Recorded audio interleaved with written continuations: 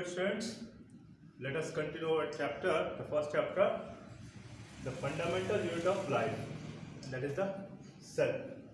Now, we have discussed some topics of this chapter, and in the continuity of that, today's topic is transport of substances across the plasma membrane. In the last class, we learned about the structure and function of plasma membrane, and today we will continue with the same, and that is how the substances are transported across the plasma membrane.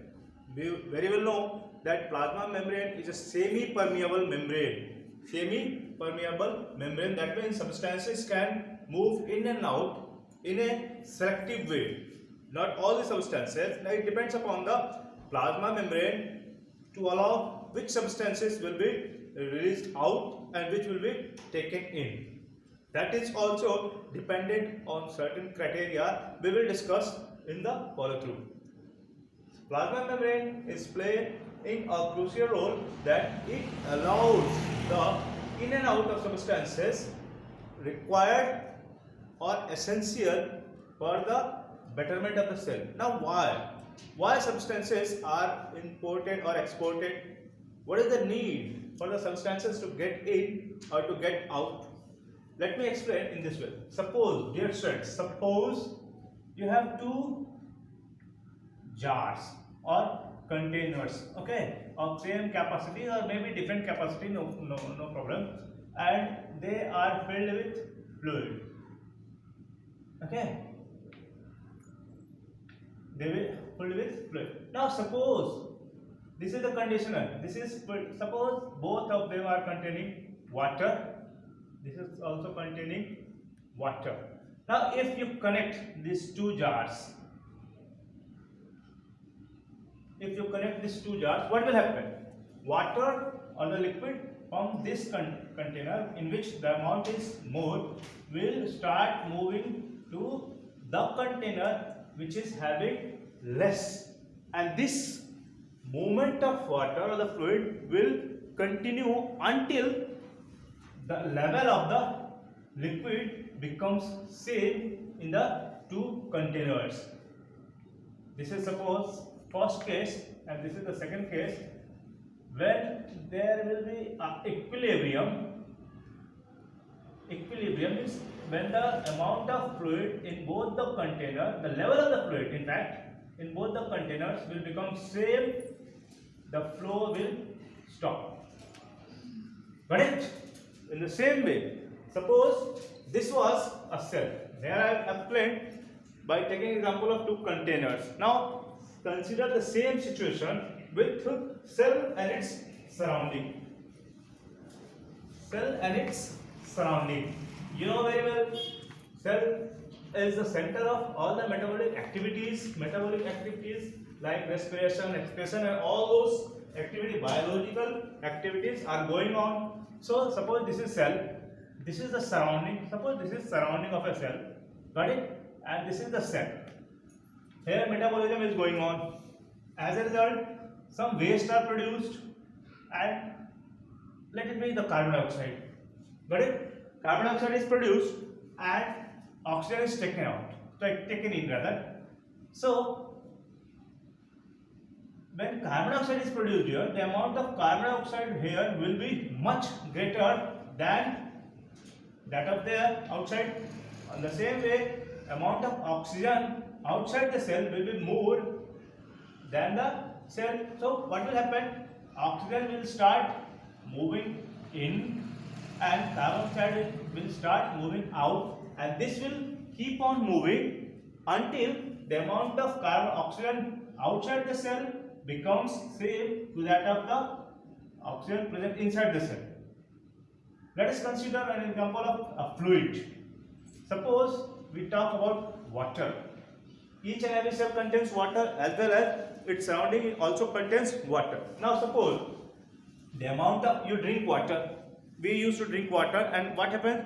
That water is circulated throughout the body.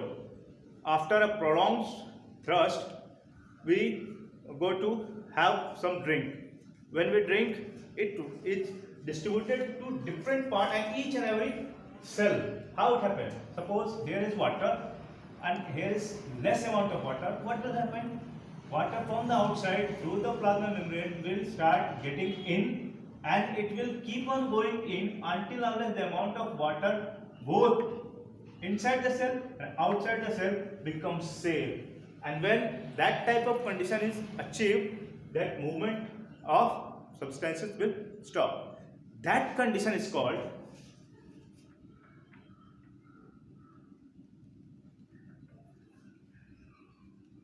homeostasis.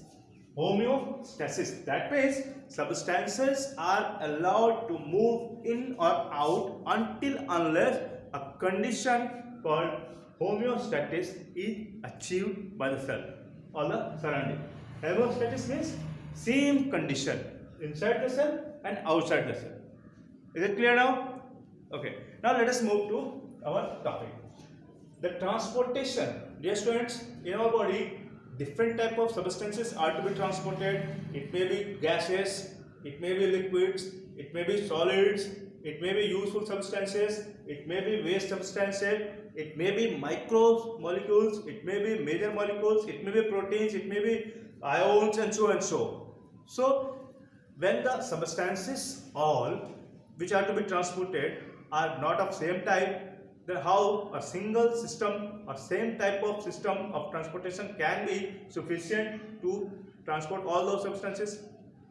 In simple words, if there are different types of substances to be transported, then different type of mechanism is also required to transport different types of substances.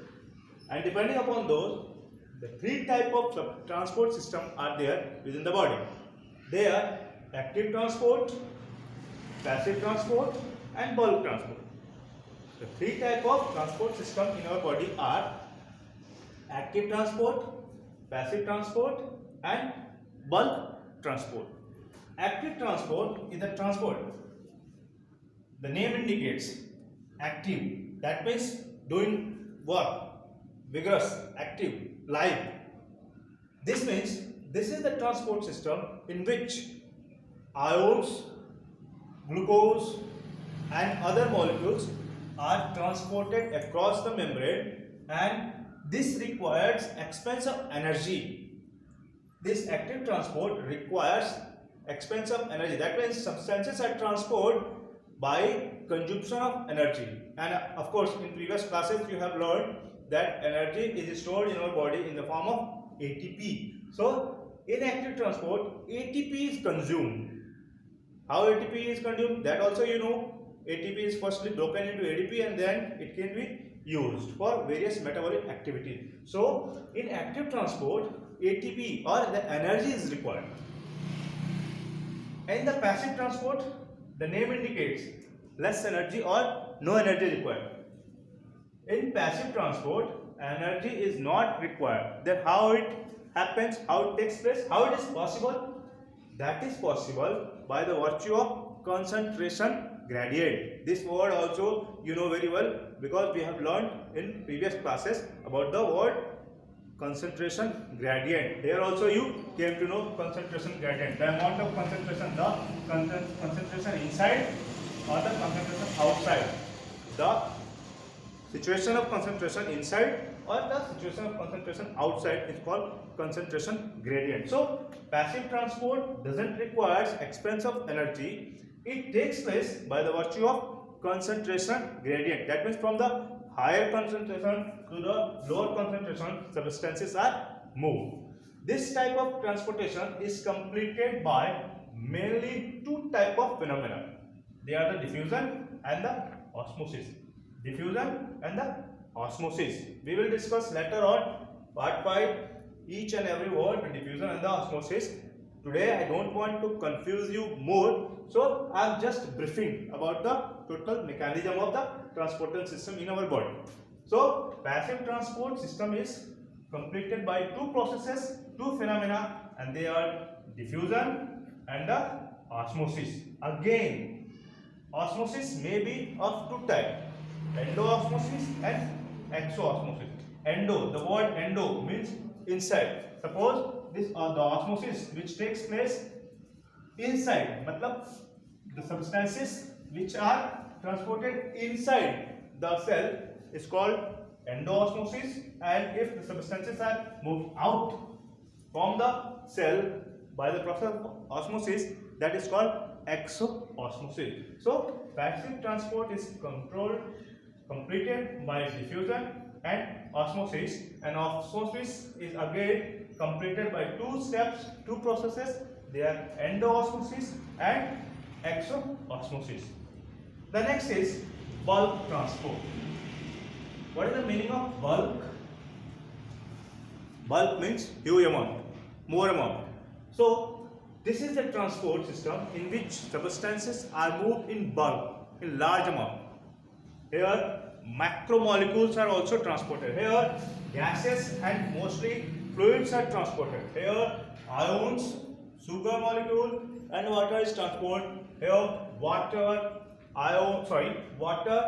or the fluid or the liquids and the gases are transported on the basis of depending concentration gradient. Here bulk transport, huge amount of substances are transported across the plasma membrane, and for the process large amount of energy is also consumed. Here the substances may be ion, may be liquid, lipids, may be proteins, they may be the macromolecules which are to be transported. Again, like the passive transport, bulk transport is also completed by two processes, endocytosis and exocytosis. You know very well about the word cytosis, and you have very well learned about the word endo. That means endocytosis means if substances are moved inside the cell. Inside the cell it is called endocytosis, and if it is moved outside the cell it is called exocytosis. Now this endocytosis is again completed into two phenomena, pinocytosis and phagocytosis. Now what is this pinocytosis and phagocytosis? Dear students, pino means liquid and phago means solid. So now if you will concentrate on these two words, if a substance, a liquid substance gets inside the cell, it is called pinocytosis. If liquid is transported or received or taken in or transported in the cell, it is called pinocytosis. And if a solid particle is transported in the cell, it is called phagocytosis. Again, phago means solid and pino means liquid. If liquid is taken inside the cell, it is called pinocytosis, and if solid is taken inside the cell, it is called phagocytosis. So dear students, I don't want to confuse you more in the first class, because this chapter, this topic is very crucial. You should pay concentration, revise this again and again, watch this video again and again and try to understand. If you have any doubt, you can directly consult me. In the next class, we will move to the next topic. Till then, stay home, stay safe. Thank you.